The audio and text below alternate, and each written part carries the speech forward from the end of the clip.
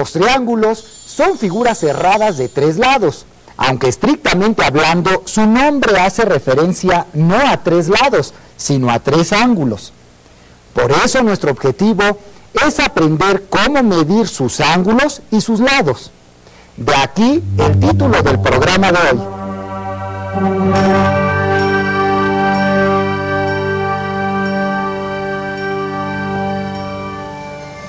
Nuestra motivación principal para el estudio abstracto de los triángulos viene dada por su gran uso. Así, las técnicas y resultados que veremos sirven para resolver problemas muy variados, problemas de astronomía, topografía, meteorología o sencillamente de la vida cotidiana. Estas técnicas se agrupan en lo que se conoce como trigonometría.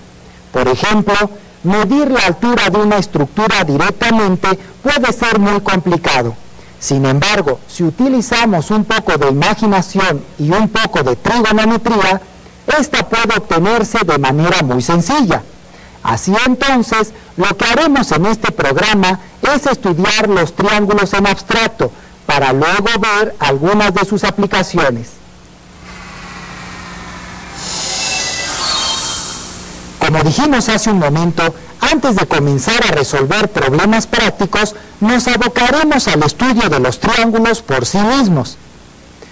Este es un triángulo oblicuángulo, un triángulo que tiene un ángulo oblicuo o que no es de 90 grados. Es, por otra parte, un triángulo típico, y resolverlo significa 2 cosas. Primero, encontrar el valor de todos sus lados, y segundo, encontrar el valor de todos sus ángulos. Es decir, encontrar el valor numérico de sus 6 elementos. Por otra parte, debe resultar claro que no es posible encontrar el valor de todos estos elementos sin información previa. He aquí que es necesario que se nos proporcionen las medidas de algunos de ellos, para que podamos calcular el valor de los restantes. Veamos esto con más detalle.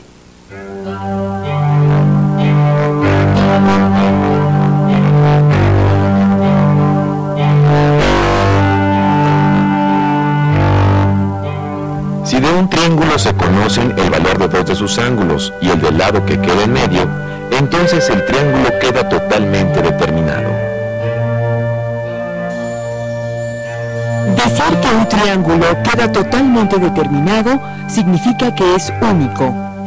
Y que sea único significa que si 2 triángulos coinciden en el valor de estos 2 ángulos y del lado entre ellos, entonces son congruentes.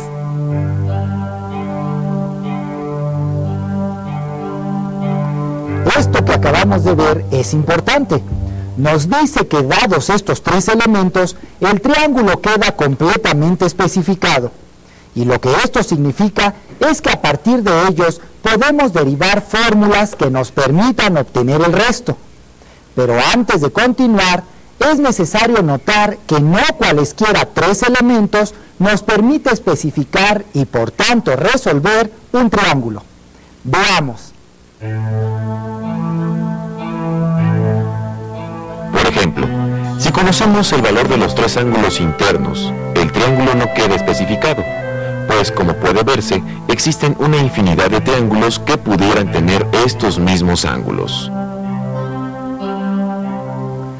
Estos son solo 2 de los casos que pueden presentarse. Más tarde volveremos sobre los demás. Sin embargo, lo que en este momento interesa es darse cuenta que conocer ciertos elementos nos permite en principio especificar un triángulo, y que esto a su vez nos permite obtener una fórmula o fórmulas para conocer el resto. Esto último es precisamente lo que haremos a continuación. Todo triángulo oblicuángulo puede ser dividido en 2 triángulos rectángulos. Para lograrlo, solo es necesario trazar una perpendicular que vaya del vértice superior al lado opuesto. Lo que queda son 2 triángulos más sencillos que el triángulo original. Nuestro estudio comenzará entonces por los triángulos rectángulos y se extenderá después a los oblicuángulos. Recordemos lo que dice el famoso teorema de Pitágoras. En todo triángulo rectángulo, el cuadrado de la hipotenusa es igual a la suma de los cuadrados de los catetos. Con esto en mente, veamos el siguiente ejemplo.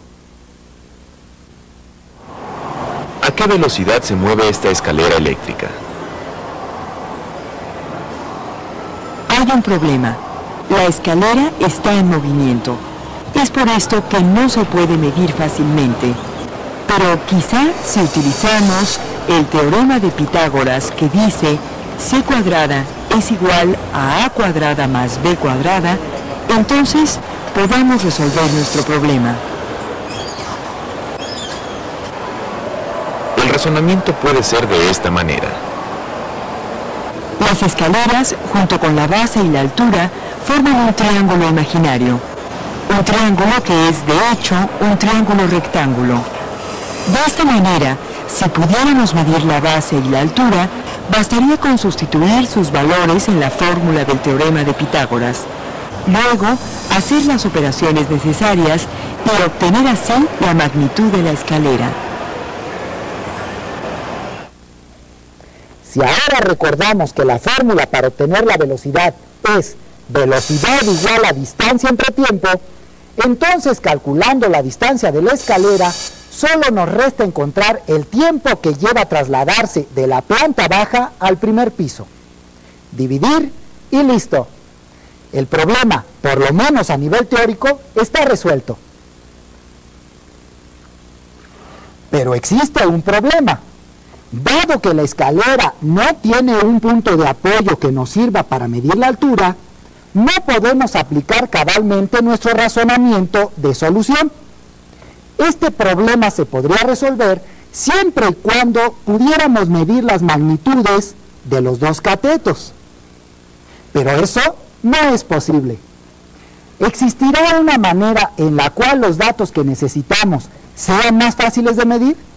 La respuesta es sí, pero antes de mostrarles la solución, es necesario aprender un poco más de trigonometría.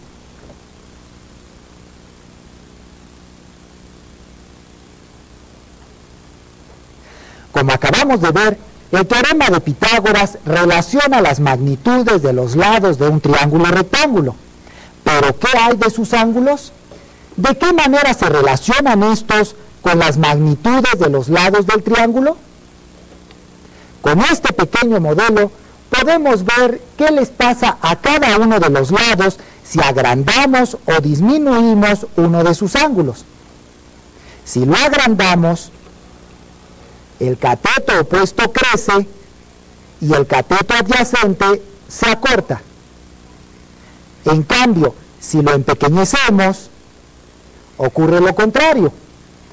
El cateto opuesto decrece, mientras que el cateto adyacente aumenta de longitud.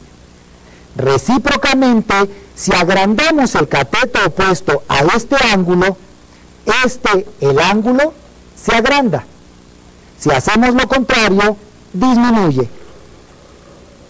Estos hechos nos permiten darnos cuenta de las relaciones tan estrechas que existen entre las magnitudes de los ángulos y las de los lados.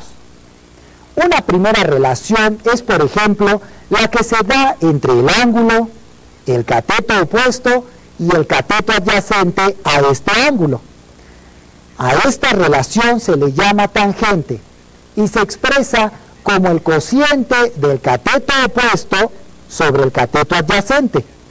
Si a este ángulo le llamamos alfa, entonces la relación se escribe de esta manera y se lee como tangente del ángulo alfa es igual al cateto opuesto entre el cateto adyacente. Antes de ver las demás relaciones, vale la pena aclarar que los términos adyacente y opuesto son relativos al ángulo.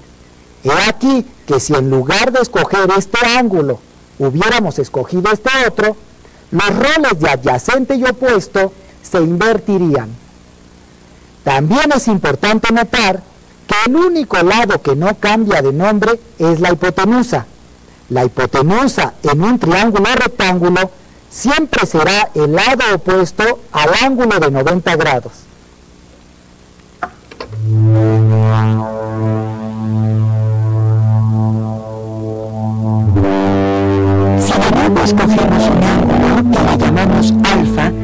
Dado que son 3 los lados de un triángulo, entonces existen 6 posibles cocientes que relacionan a todos los lados con este ángulo. A estas relaciones se les llama funciones trigonométricas. Las primeras 3 y las más usadas son seno del ángulo alfa, que es igual a cateto opuesto sobre hipotenusa; coseno de alfa, que es igual a cateto adyacente sobre hipotenusa; y la relación que acabamos de ver, tangente de alfa, que es igual a cateto opuesto sobre cateto adyacente. Las otras relaciones que faltan son los inversos multiplicativos de estas 3.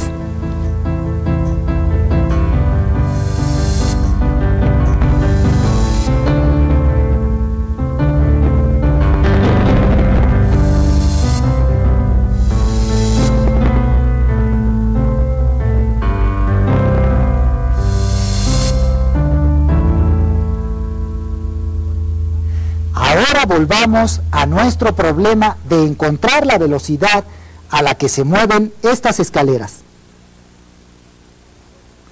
Recordemos que primero deberíamos averiguar las dimensiones del cateto opuesto y el cateto adyacente. Pero como la escalera no tiene un punto de apoyo que nos facilite la tarea, nos resultaba difícil medir su altura. Ahora que conocemos las funciones trigonométricas, sabemos que existe una forma más sencilla de resolver este problema. En algunas ocasiones, aun cuando contemos con instrumentos tan simples como esta regla y un transportador, es posible resolver situaciones como esta. Entonces, lo que deberemos hacer en el sitio real será medir con nuestra regla la distancia horizontal, es decir, la base de la escalera. Y con el transportador, medir el ángulo que forma la escalera con el piso. Digamos que en este caso, el cateto adyacente o base mide 8 metros y el ángulo 40 grados. Podemos entonces emplear una de nuestras funciones y encontrar las dimensiones de la escalera. La función que relaciona ángulo, cateto adyacente e hipotenusa es el coseno. El coseno de 40 grados es 0.766. Sustituyendo queda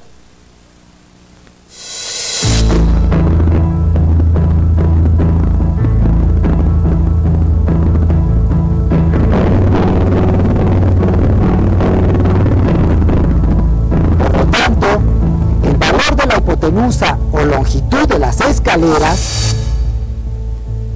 es de 10.44 metros. Los pasos que nos faltan para obtener el valor de la velocidad son los mismos de hace un momento. Tomar el tiempo que lleva trasladarse de la planta baja al primer piso y sustituir en la fórmula de la velocidad, es decir,